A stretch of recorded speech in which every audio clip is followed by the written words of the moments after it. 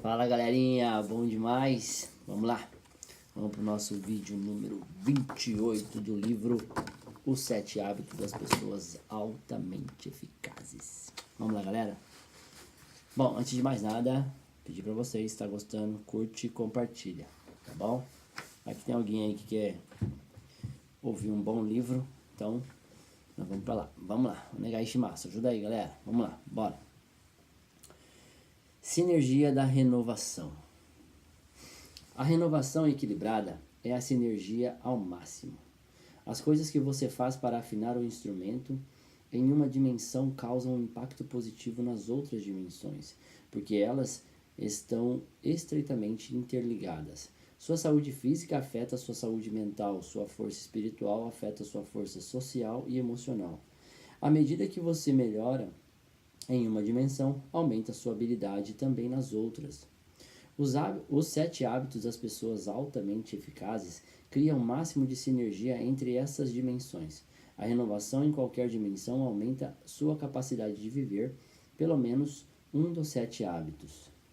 E apesar de os hábitos serem sequenciais, o desenvolvimento sinérgico de um deles aumenta sua capacidade de viver os outros.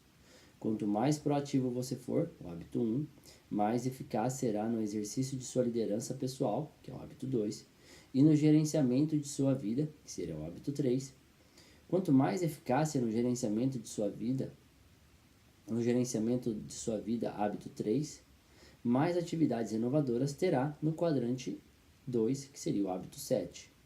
Quanto mais você procura primeiro compreender o hábito 5, mais eficaz será na busca de soluções sinérgicas para o ganha-ganha do hábito 4 e 6. Quanto mais você aprimora nos hábitos que levam à independência, hábitos 1, 2 e 3, mais eficaz será em situações interdependentes, hábitos 4, 5 e 6. E a renovação, hábito 7, é o processo de revitalizar todos os outros hábitos.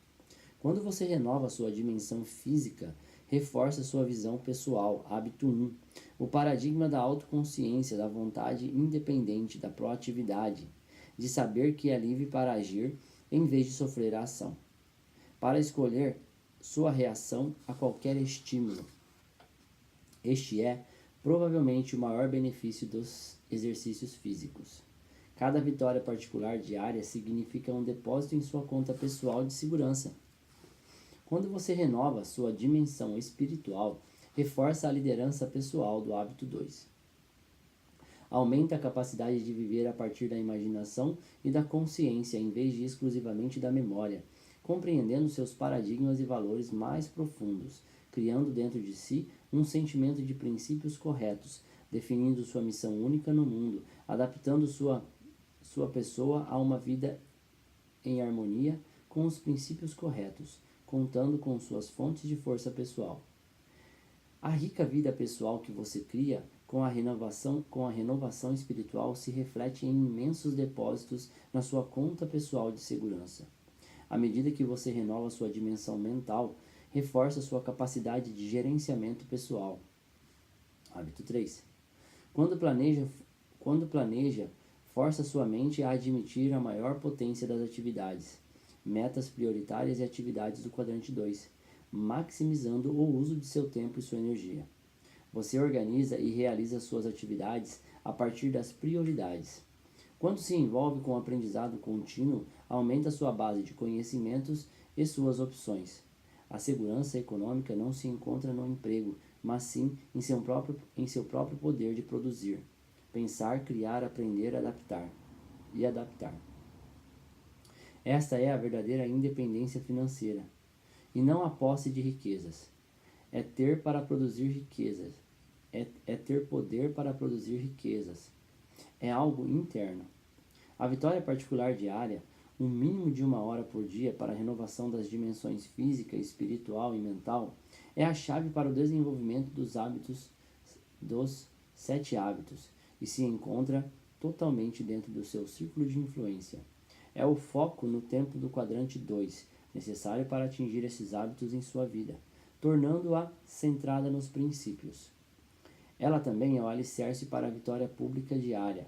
É a fonte de segurança íntima necessária para afinar o instrumento na dimensão social e emocional.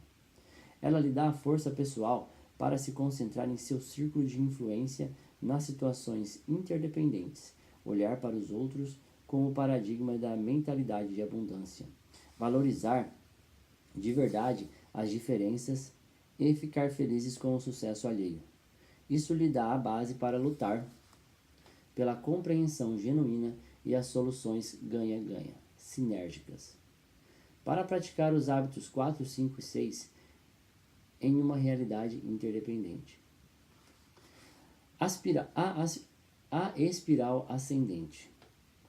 A renovação é o princípio e o processo que nos dá a força necessária para nos movermos em uma espiral ascendente de crescimento e mudança, de melhoria contínua.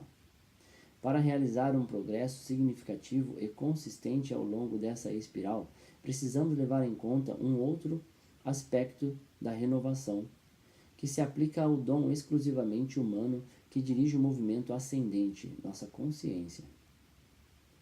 Nas palavras de Madame de Staël, a voz da consciência é tão delicada que é fácil ignorá-la, mas também é tão clara que se torna impossível iludi-la. A consciência é um dom que percebe nossa coerência ou desvio dos princípios corretos e nos leva até eles. Quando está em forma, assim como a educação dos músculos e nervos é vital para a excelência atlética, e a educação da mente vital para o estudioso, a educação da consciência é vital para a pessoa verdadeiramente proativa, altamente eficaz. Treinar e educar a consciência, contudo, exige uma concentração imensa, muita disciplina equilibrada, uma vida honesta e coerente. Exige dedicação regular à literatura de inspiração, pensamentos nobres e, acima de tudo, a vida em harmonia com sua pequena voz. Assim como a comida inadequada e falta de exercícios podem acabar com a condição de um atleta, as coisas obscenas, rudes e pornográficas podem gerar uma escuridão no íntimo, capaz de escurecer nossa sensibilidade e substituir a consciência natural ou divina do que é certo e errado. Pela consciência social do serei descoberto, nas palavras de Dag Hammarskjöld, nossa, vou tentar ler não, tá gente? O nome do cara é bem complicado. Termina com Jold, tá? Bom, nas palavras do Dag, você não pode brincar com um animal dentro de si sem se tornar um animal completo. Flertar com a falsidade sem destruir seu direito à verdade. Envolver-se com a crueldade sem perder a sensibilidade da mente. Quem quer manter o jardim bonito, não guarda um canto para as ervas daninhas. Legal. Como termos de autoconsciência, devemos escolher os propósitos e princípios segundo os quais viveremos. De outro modo, o vácuo será preenchido por outras coisas. Perderemos nossa autoconsciência e nos tornaremos animais vis que só vivem para a reprodução e a sobrevivência. As pessoas que existem nesse nível não estão vivendo, elas são vividas. Reagem sem saber nada dos dons únicos que fazem dormentes e obscurecidos dentro de si. E não existe atalho algum para o seu desenvolvimento. A lei da colheita nos governa. Sempre colhemos o que semeamos, nem mais nem menos. A lei da justiça é imutável. E quanto mais vivemos em conformidade com nossos princípios, melhor será nosso julgamento sobre a forma como o mundo opera. E mais precisos serão nossos paradigmas, os mapas de nossos territórios. Acredito que enquanto crescemos e amadurecemos nessa espiral ascendente, devemos nos aplicar diligentemente no processo de renovação, educando e ouvindo nossa consciência. Uma consciência mais educada nos impelirá para a frente no caminho da liberdade pessoal, segurança, sabedoria e poder.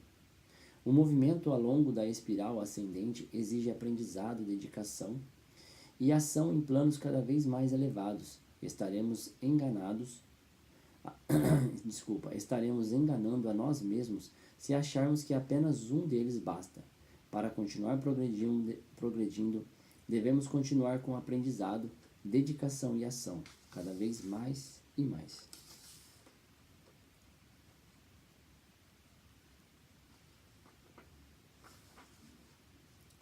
Sugestões de aplicação. Número 1. Faça uma lista de atividades que o ajudariam a manter uma boa forma física, compatíveis com seu estilo de vida e que possam ser feitas regularmente. Número 2. Selecione uma das atividades e a coloque como uma das metas em seus papéis pessoais para a próxima semana. No final de semana, avalie seu desempenho. Se não atingiu sua meta, terá sido por subordiná-la a um valor mais alto do legítimo? Ou você deixou de agir com integridade em relação aos seus valores? Número 3. Faça uma lista similar de atividades renovadoras em suas dimensões espirituais e mentais, na área social e emocional. Anote os relacionamentos que gostaria de melhorar ou as circunstâncias específicas em que a vitória pública traria mais eficácia. Selecione um item em cada área para a semana. Implemente e avalie. Comprometa-se a anotar atividades específicas de afinar o instrumento. Número 4. Comprometa-se a anotar atividades específicas de afinar o instrumento, nas 4 dimensões, todas as semanas. Entre em ação e depois avalie seu desempenho e resultados.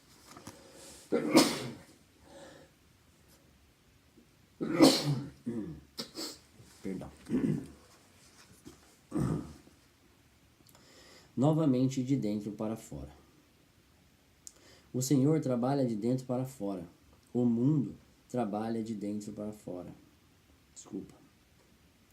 O Senhor trabalha de dentro para fora. O mundo trabalha de fora para dentro. O mundo tira as pessoas das favelas. Cristo tira as favelas de dentro das pessoas.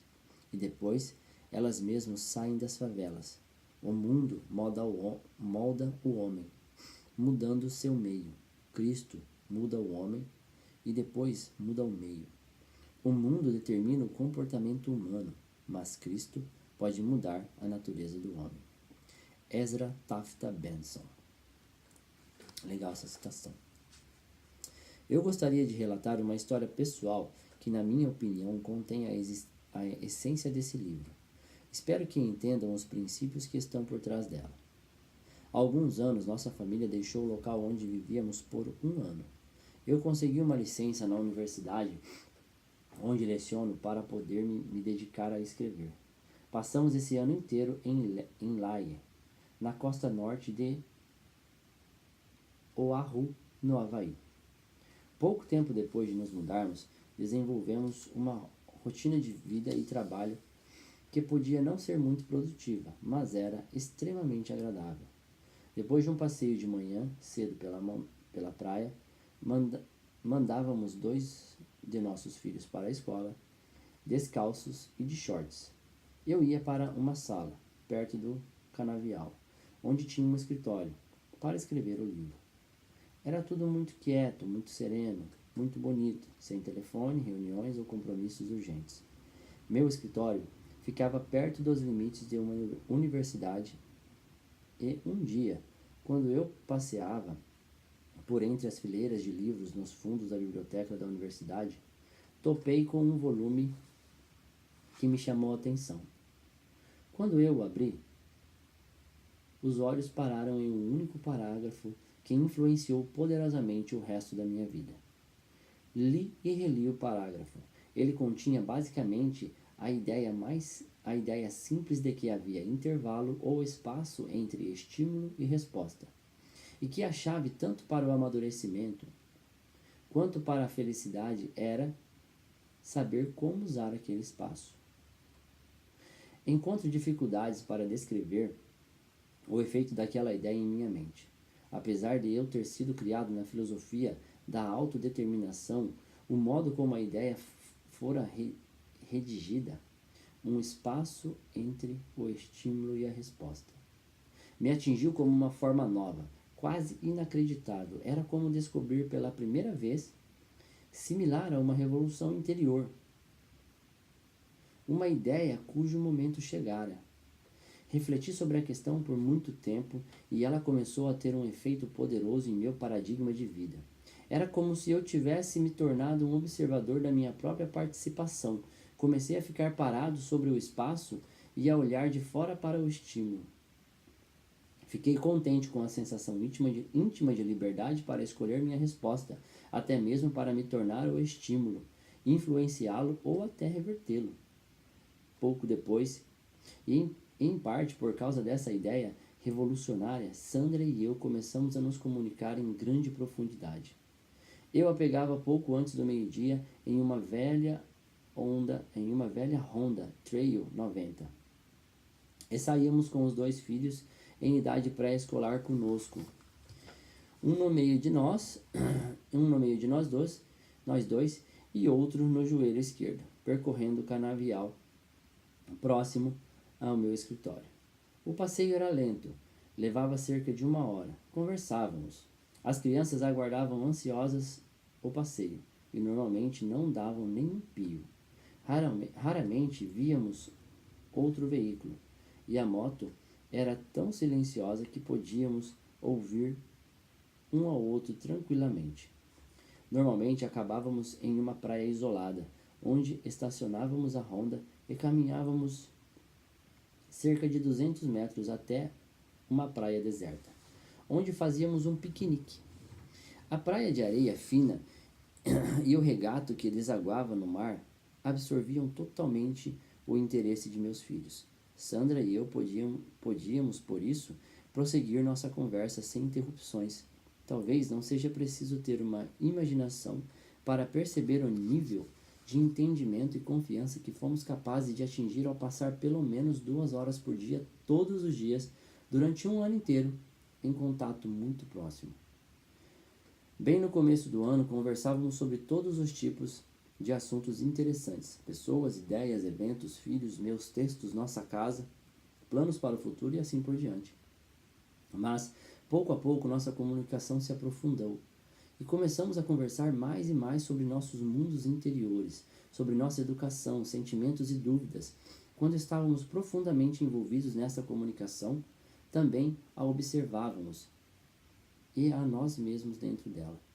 Começamos a usar o espaço entre o estímulo e a resposta, de modos novos e interessantes, o que nos levou a refletir sobre a forma como havíamos sido programados e como esses problemas interferiam na maneira como víamos o mundo.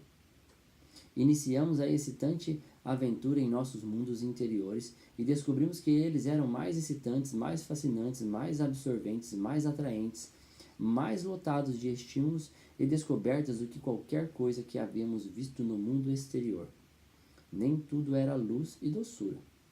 Por vezes, tocávamos nervos expostos e tínhamos experiências dolorosas, constrangedoras, reveladoras.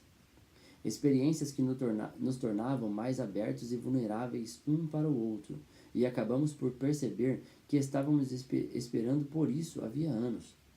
Quando mergulhamos nas questões mais profundas, mais ternas, e depois saímos delas, sentimos-nos de certa forma curados. Desde o início fomos tão solidários e companheiros, tão encorajadores e empáticos um com o outro, que desenvolvemos e facilitamos essas descobertas íntimas em nós dois. Gradualmente adotamos 2 regras não verbalizadas. A primeira era não forçar.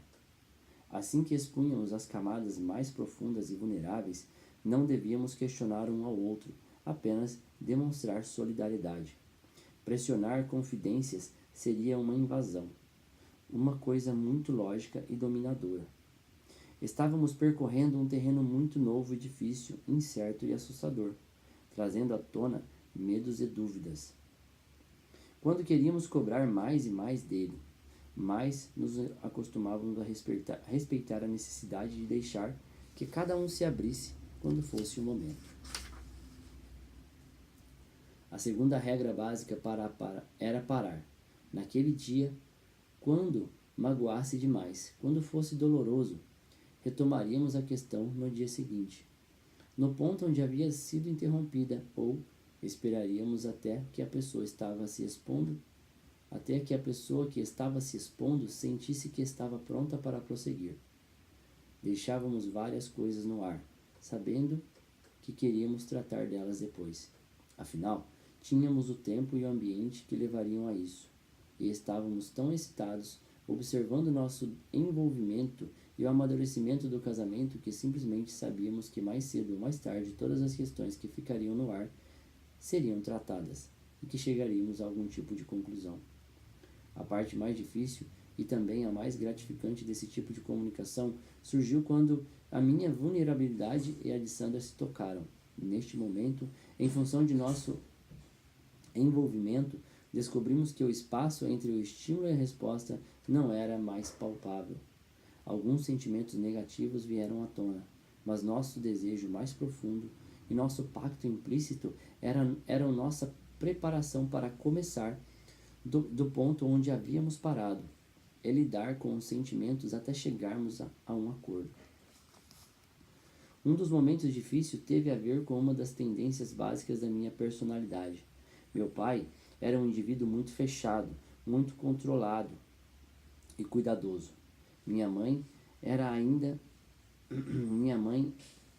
e ainda é muito aberta, sociável e espontânea. Percebo que os dois conjuntos de tendências existem em mim, e quando me sinto inseguro, tenho uma tendência para me fechar com o meu pai. Passo a viver dentro de mim e a observar com segurança. Sandra é mais parecida com minha mãe, sociável, autêntica e espontânea. Passamos por uma série de experiências no decorrer dos anos em que considerei sua atitude pouco apropriada. Ela achava que meu retraimento era prejudicial, tanto socialmente quanto para mim como indivíduo, pois eu me tornaria insensível ao sentimento dos outros.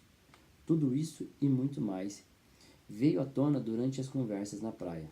Passei a valorizar a sabedoria e as descobertas de Sandra, bem como as maneiras como encontrava para me ajudar a ser uma pessoa mais aberta, disponível, sensível e sociável. Outro momento difícil teve a ver com algo que, em minha opinião, era uma mania de Sandra. Há anos eu vivia incomodado pela aparente obsessão de Sandra por equipamentos domésticos que eu não conseguia entender. Ela nunca cogitava em comprar outra coisa em outra marca de aparelho. Tem um nome aqui, tá, gente? É Frigidaire, o nome da marca que ela comprava.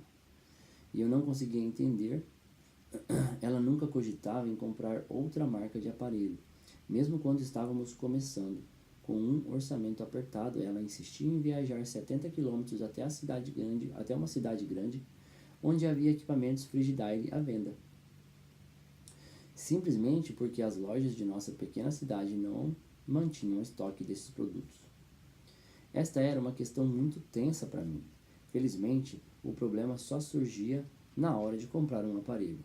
Mas, nessa hora, o estímulo detonava uma resposta pesada. Esta pequena questão parecia ser um símbolo de todo o pensamento irracional e gerava todo o conjunto de sentimentos negativos dentro de mim. Normalmente, eu recorreria ao meu comportamento reservado disfuncional. Suponho que a única maneira que eu encontrava para lidar com isso era não lidar. De outro modo, eu temia perder o controle e dizer coisas que não deveria dizer. Havia momentos em que eu me descontrolava e dizia coisas desagradáveis, e precisava pedir desculpas. O que mais me incomodava não era seu gosto pela marca Frigidaire, mas sua insistência em fazer o que eu considerava defesas completamente ilógicas da Frigidaire, que não se baseavam em fatos. Se pelo menos ela concordasse que sua reação era irracional e puramente emocional, eu creio que poderia ter aceitado, mas suas justificativas eram irritantes. Em algum momento, no início da primavera, o problema Frigidaire veio à tona. Toda a proximidade anterior nos preparara para isso. As regras básicas haviam sido estabelecidas com firmeza. Não forçar e dar um tempo se o tema fosse doloroso demais para um ou para os dois. Jamais me esquecerei do dia em que conversamos. Não paramos na praia. Continuamos o passeio pelo canavial. talvez porque não quiséssemos olhar direto no rosto um do outro. Havia um histórico de tensão e sentimentos negativos associados ao problema, que passara muito tempo sufocado. Nunca chegara ao ponto de ameaçar nosso relacionamento, mas, quando se está tentando cultivar uma relação de proximidade e beleza, qualquer questão que provoca afastamento é importante. Sandra e eu ficamos maravilhados com as coisas que aprendemos naquela conversa. Foi realmente sinérgica. Era como se Sandra estivesse aprendendo pela primeira vez a pensar em sua mania. Ela começou a falar do pai, que havia sido professor de história do ensino médio durante anos, e como treinador também. Para ganhar o suficiente para o sustento da família, ele entrou para o ramo de eletrodomésticos. Durante uma crise econômica, ele enfrentou sérias dificuldades econômicas, e a única coisa que evitou sua falência naquele momento foi o financiamento do estoque por conta da Frigidaire. Sandra tinha uma relação incrivelmente profunda e carinhosa com o pai. Quando ele voltava para casa, depois de um dia cansativo, deitava no sofá para que Sandra massageasse seus pés e cantasse para ele. Eram momentos maravilhosos que ambos desfrutavam quase que diariamente. Ele também se abria, falando de suas preocupações com as vendas, e demonstrava a Sandra seu contentamento pelo fato de a Frigidaire financiar seu estoque, o que o ajudava a enfrentar as dificuldades. A comunicação entre pai e filha acontecera de forma espontânea, durante momentos de descontração, quando tem lugar os ensinamentos mais profundos. Durante esses momentos tranquilos, as defesas estão baixas, e todos os tipos de imagens e pensamentos são incutidos com força no subconsciente. Talvez Sandra tenha se esquecido de tudo isso, até que a segurança encontrada naquele ano de confidências permitiu que viesse à tona de forma natural e espontânea. Sandra realizou descobertas profundas sobre seu modo de ser e sobre seus vínculos emocionais com a Frigidaire. Eu também aprendi e passei a respeitar sua atitude. Eu me dei conta de que Sandra não estava falando de eletrodomésticos, mas sim do pai e da lealdade e suas necessidades. Eu me recordo de quando chegamos às lágrimas naquele dia, não tanto pela descoberta, mas pelo aumento do respeito mútuo. Percebemos que, mesmo as coisas triviais com frequências, possuem profundas raízes em experiências emocionais relevantes. Lidar com as trivialidades aparentes, sem ver as questões mais profundas e delicadas, significa invadir os recantos mais sagrados do coração do outro. Houve muitos resultados significativos naqueles meses. Nosso contato era tão intenso que conseguíamos quase instantaneamente a sintonia de pensamentos. Quando deixamos o Havaí, decidimos manter aquela prática. Desde então, no decorrer dos anos, continuamos a sair regularmente com nossa moto Honda Trail ou de carro, quando o tempo estava ruim, só para conversar. Achamos que o segredo de ficar apaixonado é conversar, particularmente sobre sentimentos. Tentamos nos comunicar várias vezes por dia, mesmo quando estou viajando. Manter contato com o lar dá acesso a toda a felicidade, segurança e valores que este representa. Thomas Wolfe estava errado. A gente pode voltar para casa novamente, se a sua casa for um relacionamento valioso, uma companhia preciosa. Legal. Gostei muito dessa parte do livro. Achei muito interessante essa experiência dele com a esposa dele. Se todos os casais fizessem isso, inclusive eu e minha esposa, se a gente fizéssemos isso, acho que a gente teria mais entrosamento, a gente se entenderia muito mais, né?